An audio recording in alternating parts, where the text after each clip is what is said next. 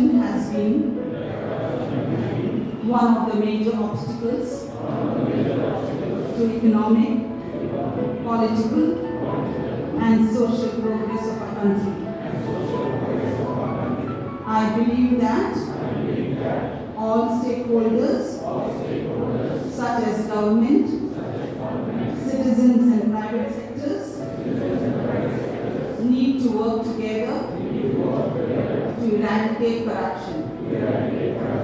I realize that every citizen should be vigilant and commit to highest standards of honesty and integrity at all times, and support the fight against corruption.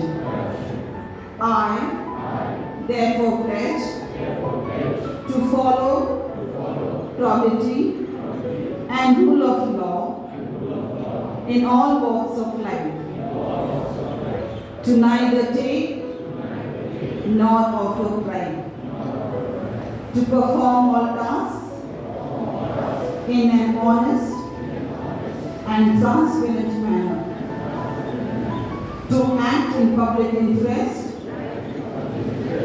to lead by example, exhibiting integrity in personal behavior, to report any incident of corruption to the appropriate agency. मेरा विश्वास है कि हमारे देश की आर्थिक तथा सामाजिक प्रगति में भ्रष्टाचार एक बड़ी बाधा है। मेरा विश्वास है कि भ्रष्टाचार का उन्मूलन करने के लिए सभी संबंधित पक्षों जैसे सरकार, नागरिकों तथा निजी क्षेत्र को एक साथ मिलकर कार्य करने की आवश्यकता है। मेरा मानना है कि प्रत्येक नागरिक को सतर्क होना चाहिए तथा उसे सदैव ईमानदारी तथा सत्यनिष्ठा के उच्चतम मानकों के प्रति वचनबद्ध होना चाहिए तथा भ्रष्टाचार के विरुद्ध संघर्ष में साथ देना चाहिए। अतः मैं प्रतिज्ञा करता हूँ कि जीवन के सभी क्षेत्रों में ईमानदारी तथा कानून के नियमों का पालन करूँगा,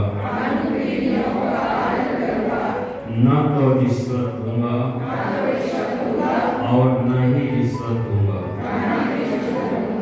सभी कार्य ईमानदारी तथा पारदर्शी रीति से करूँगा, जनहित में कार्य करूँगा। अपने निजी आचरण में ईमानदारी दिखाकर उदाहरण प्रस्तुत करूँगा। भ्रष्टाचार की किसी भी घटना की रिपोर्ट उचित एजेंसी को दूंगा।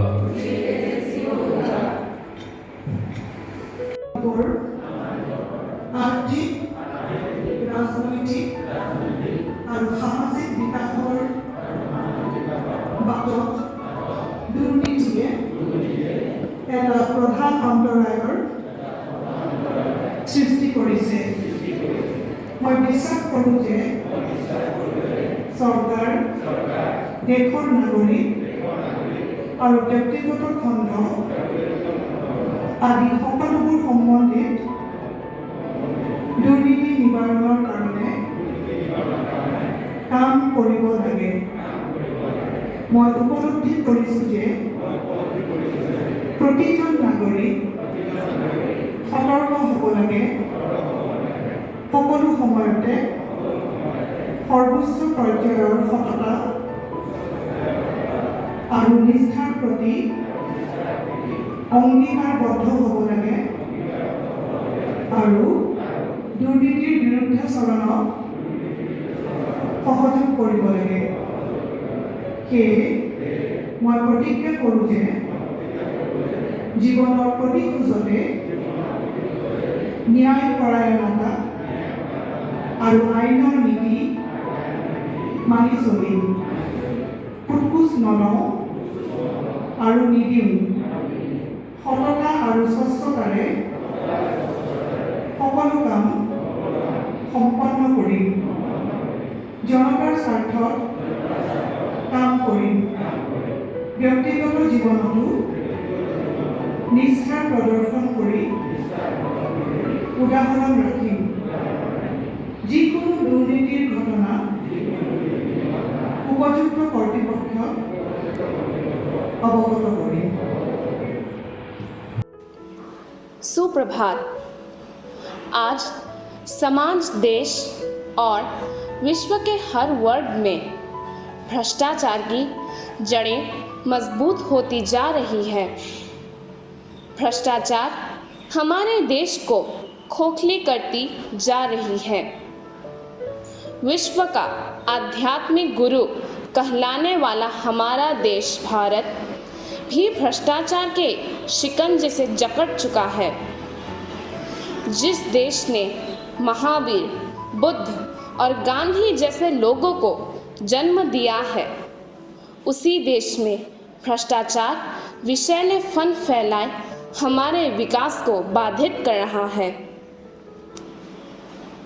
आज असम के दुलियाजान DPS के बच्चे जिस भ्रष्टाचार मुक्त भारत से संबंधित नाट्य प्रस्तुत करने जा रहे हैं, उसमें यह दर्शाने का प्रयास किया गया है कि भ्रष्टाचार की समाप्ति कानून बनाने से नहीं, बल्कि व्यक्तिगत तौर पर भ्रष्टाचारी मानसिकता दूर करने से हो सकती है।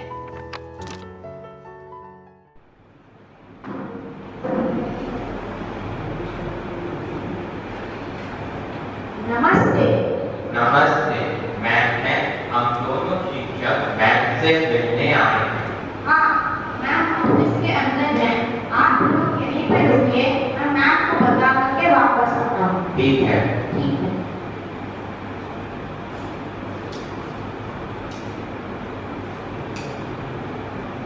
मैम। हाँ बोलो। मैम, 2 लोग आपसे मिलने के लिए आए हैं। ठीक, उन्हें अंदर भेज दो। Okay ma'am.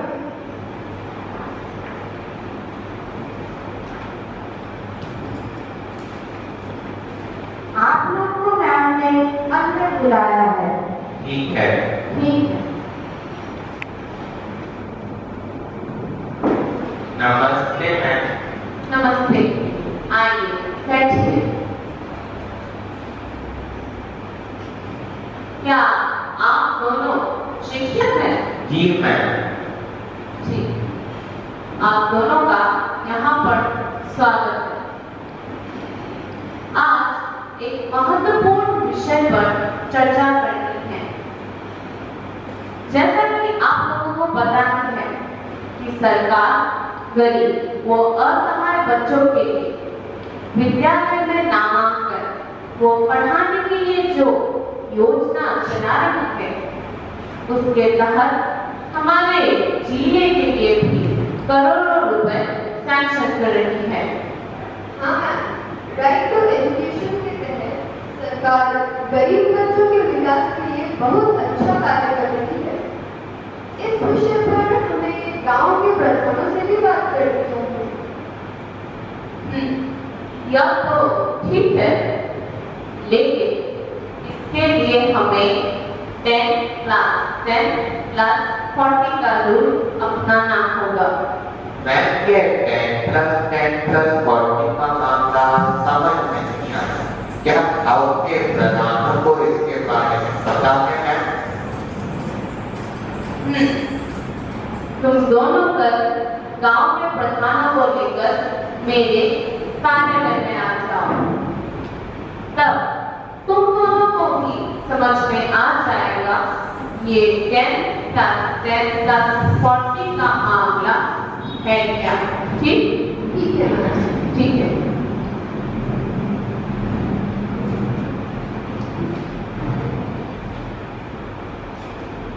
मैम, हाँ बोलो। मैम, इन लोगों को सुबह का समय भी बता दीजिए, वरना गांव के प्रधान सोते ही रह जाएंगे। इन लोगों को शायद समय मालूम है। जी मैम। ठीक, इन्हें मालूम है। Okay ma'am. ठीक, जाइए। नमस्ते मैम। नमस्ते।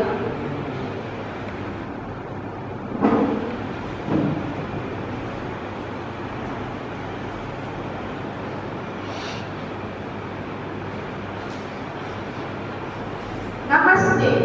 नमस्ते। तुम इस गांव के प्रधान? नमस्ते प्रधान। क्या मैडम जी अंदर हैं? हाँ प्रधान जी, मैम ऑफिस के अंदर है। आप लोग यहीं पे रुकिए, मैं मैम को पता करके वापस आता हूँ। ठीक, जाइए। ठीक है प्रधान जी।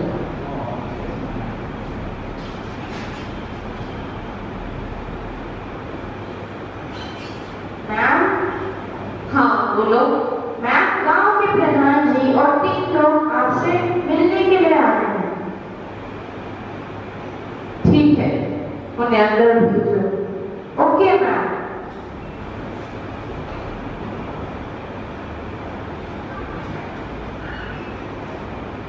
आप लोग को मैम ने अंदर बुलाया है। ठीक, आइए।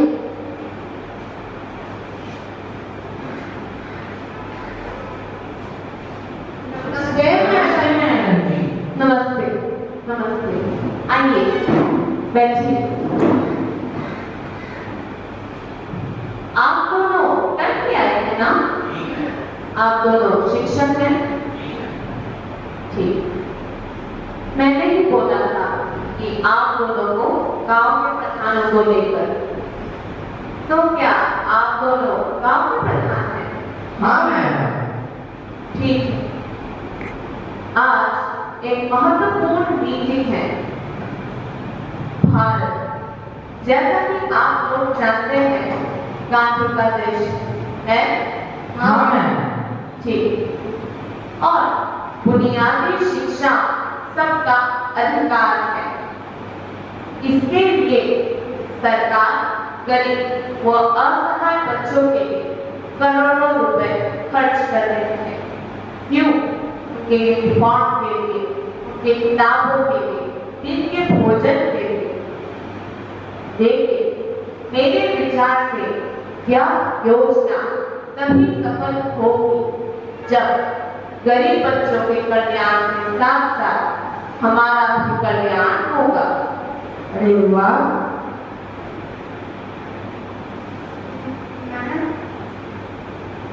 हाँ बोलो।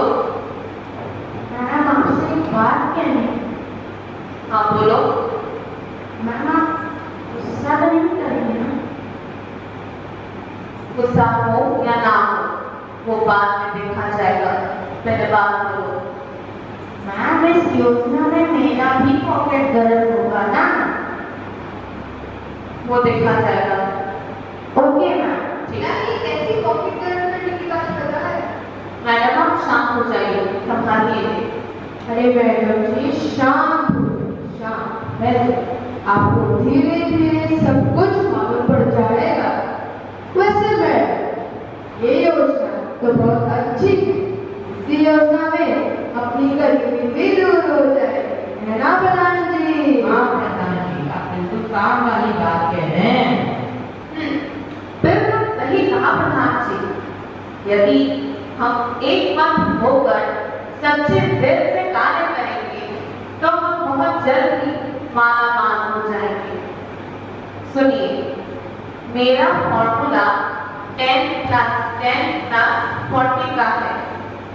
अर्थात सरकार जो धनराशि देती है उसमें से 10% इन शिक्षकों के लिए, 10% आप ग्राम प्रधानों के लिए, 40% हम शिक्षा अधिकारियों के लिए, और बाकी जो 40% होगा वो गरीब बच्चों पर खर्च किया जाएगा। अरे वाह, ये तो बहुत अच्छा विचार है। लेकिन इसे सफल कैसे करेंगे मैडम? अरे प्रधान जी, मैम है ना, मैम का दिमाग बहुत तेज है। मैम सबको सफल कर दे, आप टेंशन मत लीजिए। ठीक है। तो सुनिए, मेरा फॉर्मूला 10 + 10 + 40 का है, ठीक? हाँ मैडम। हम गरीब बच्चों का अधिक से अधिक संख्या में नामांकन करवाएंगे। स्वाभाविक है कि जितने बच्चों का नाम रजिस्टर करवाया जाएगा उतने तो आएंगे नहीं। क्या आएंगे? नहीं मैम। नहीं आएंगे। तो बच्चों की संख्या कम रहेगी। हम बच्चों को अलग अलग स्थान पर सामान देकर फोटोग्राफी करवा देंगे। इस तरह कागजी रिकॉर्ड में भी गरीब बच्चों की संख्या पूरी रहेगी और क्या हमारा मान जाएंगे। ये तो गरीब विद्यार्थियों के साथ अन्याय होगा। सरकार ने गांधी के सपनों को साकार करने के लिए इस कार्यक्रम को लागू करे। यह योजना पूरी न होने से गांधी की आदत को बहुत दुखी होगी और गरीब बच्चे बुनियादी शिक्षा से वंचित हो जाएंगे। मैडम जी, आप शांत हो जाइए, बैठिए जरा, शांत हो जाइए, बैठिए, संभालिए। अरे मैडम जी, बैठ जाइए। अरे आप तो गांधी पार्टी मत बनिए। बड़े बड़े मंत्री घोटाला कर मालामाल हो रहे हैं। आपके लिहाज से क्या देश की गरीबी दूर हो जाए? सरकार जितनी गरीबी दूर करने की योजना बना रही है, गरीबी उतनी ही बढ़ती जा रही है ना प्रधान जी? हाँ प्रधान जी। प्रधान जी बिल्कुल ठीक कह रहे हैं, आप उनकी बात मान लीजिए। अरे प्रधान जी जनप्रतिनिधि हैं, यह इस तरह घपले के एक्सपर्ट हैं। इसमें आपकी भलाई है, आपको पैसा मिल रहा है, आप लोग खुश रहिए। हाँ मैम, आप ठीक कह रही हैं। ये प्रधान जी थोड़ा देरी से समझते हैं ना। कल सुबह से ही इस कार्यक्रम को शुरू कर दिया जाएगा, लेकिन यह ध्यान रखें कि यह फॉर्मूला किसी को पता नहीं चलना चाहिए। ये आप दोनों भी ध्यान रखें और आप दोनों भी। मेरी आत्मा इसकी इजाजत नहीं देता। गांधी जी ने भारत को इसीलिए आजादी नहीं दिलाई कि जिन गरीब मजदूरों और किसानों ने आजादी की लड़ाई में सबसे अधिक योगदान दिया, उन्हीं को उनका अधिकार ना मिले। बच्चे तो भगवान का रूप होते हैं। यदि हम उन्हीं का अधिकार लेंगे तो हमारे बच्चों पर भी बुरा प्रभाव पड़ेगा। अरे मैडम जी, बात समझ जाइए, समझ में नहीं आता क्या? जमाना बदल गया है। और सुनिए, अगर आप दोनों मेरी बात नहीं मानेंगे तो बहुत पछतावा होगा। सारा जीवन आप मरते रह जाएंगे। इसमें आप लोगों की भलाई है। मैडम जी, आपकी बात बिल्कुल सही है। आप दोनों मैडम जी की बात मान लीजिए, नहीं तो आप लोग गरीबी रेखा से नीचे आ जाएंगे। अरे गांव के स्कूलों की और रिपोर्ट देने का दायित्व हमारा है ना प्रधान जी? हाँ प्रधान जी ठीक है। आप लोग समझ गए ना कि हम क्या करना चाहते हैं? प्रधान जी ठीक कह रहे हैं, आप लोग इनकी बात मान लीजिए। वैसे भी अब काफी रात हो गई है, कल सुबह से ही इस कार्यक्रम को शुरू कर दिया जाएगा। इसके लिए बहुत काम है। ध्यान रहे कि कोई मर ना जाए। टेबल पर बैठ के काम करें। बीच बीच में आप लोग आराम कर लीजिएगा। आज मीटिंग यही खत्म होती है। नमस्ते मैम। ठीक, नमस्ते।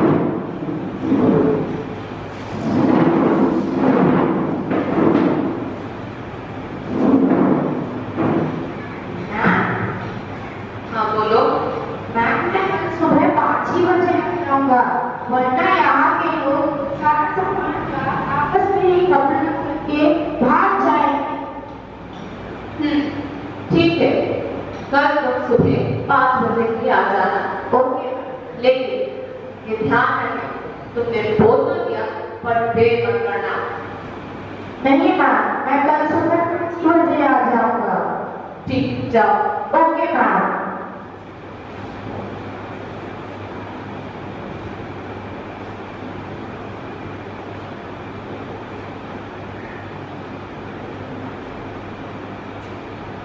यदि आज गांधी जी होते तो ऐसा नहीं होने देते। बापू, आपके बीच में ये क्या हो रहा है? आप तो सत्य और अहिंसा के पुजारी हैं। आपने तो सबके अधिकारों की रक्षा के लिए अपनी कुर्बानी दी। हे महात्मा, आपने तो गरीबों और असहायों के लिए अपने जीवन का परित्याग किया। 150 वर्ष बाद भी आज आपको उतने ही सम्मान के साथ याद किया जा रहा है। आज भी हमारे बीच जीवित है। आप ही राह दिखाइए। आप धन तो भी सामाजिक मानसिकता को दूर कीजिए। श्याम, सुबह मुझे केवल 3 घंटे की बात है। चलो थोड़ा आराम करें। पता नहीं कल क्या होगा। मुझे तो टेंशन से नींद नहीं आ रही। अरे मास्टर जी, आप लोग आराम से सो जाइए ना। गांधी मर चुका है, अब वो वापस धरती पे नहीं आएगा। अब गांधीवादी नहीं चलेगी। अब केवल सिर्फ उसके बंदर बचे हैं, जो ना बोलते हैं, ना सुनते हैं, ना देखते हैं। अब गांधी मर चुका है, अब वो वापस कभी नहीं आएगा। अब आप लोग आराम से सो जाइए। ठीक है, आप जाइए, हम लोग सो जाएंगे। ठीक है, जैसी आपकी मर्जी। गांधी आज भी हमारे बीच जीवित है।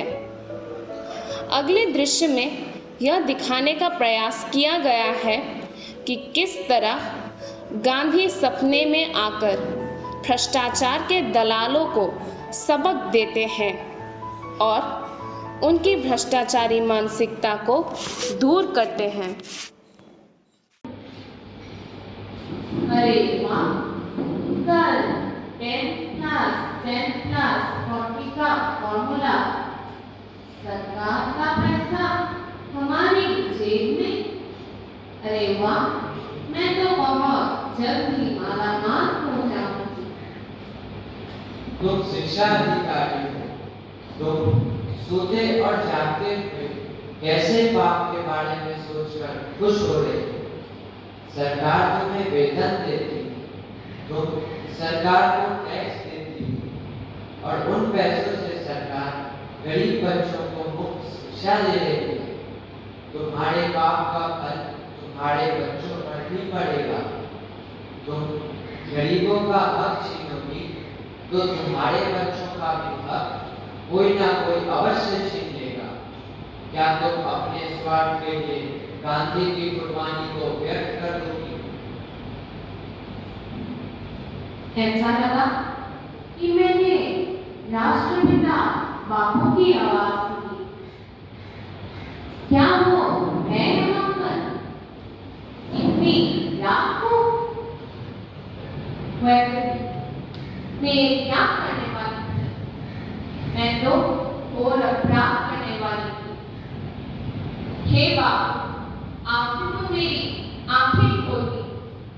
ना तो मैं ये पाप करूंगी और ना ही ये नशा होने दूंगी।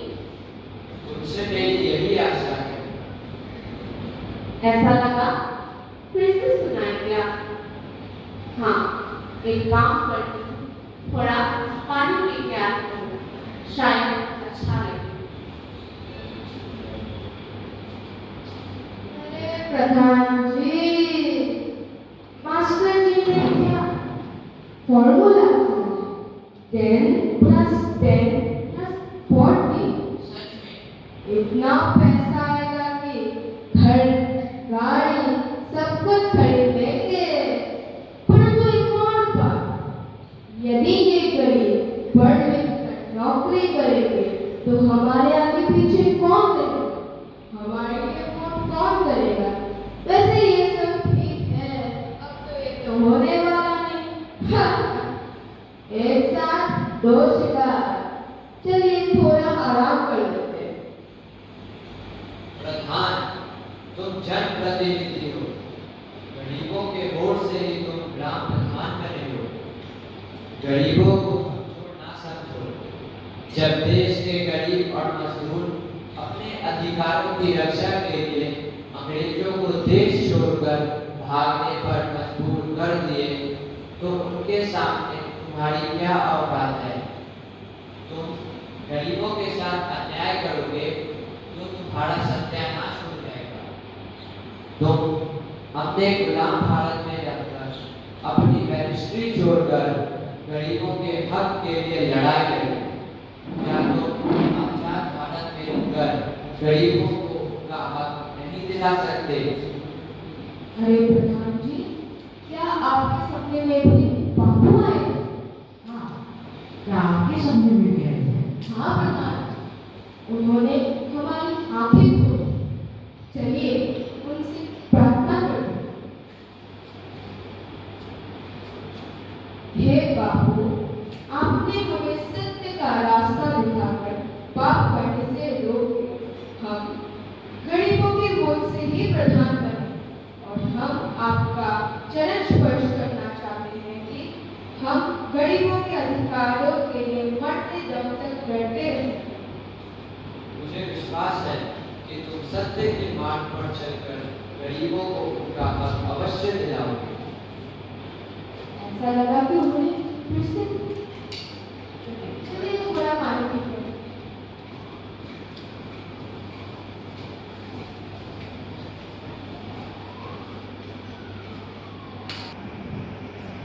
नहीं नहीं, मैं गरीब और असहाय बच्चों के साथ अन्याय नहीं होने दूंगा।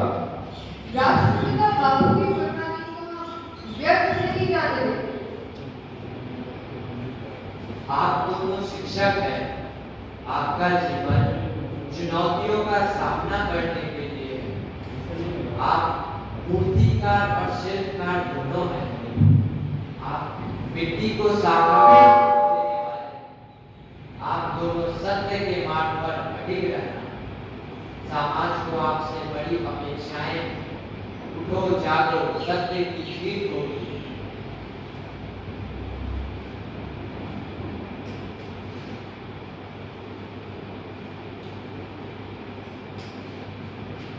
अरे रीमा, बापू आए थे क्या? हाँ, बापू ने मुझसे भी बातें करी। बापू कह रहे थे कि सत्य की जीत होगी। आप धन्य हैं बापू, आपने हमारी प्रार्थना सुनी। आप धन्य हैं बापू।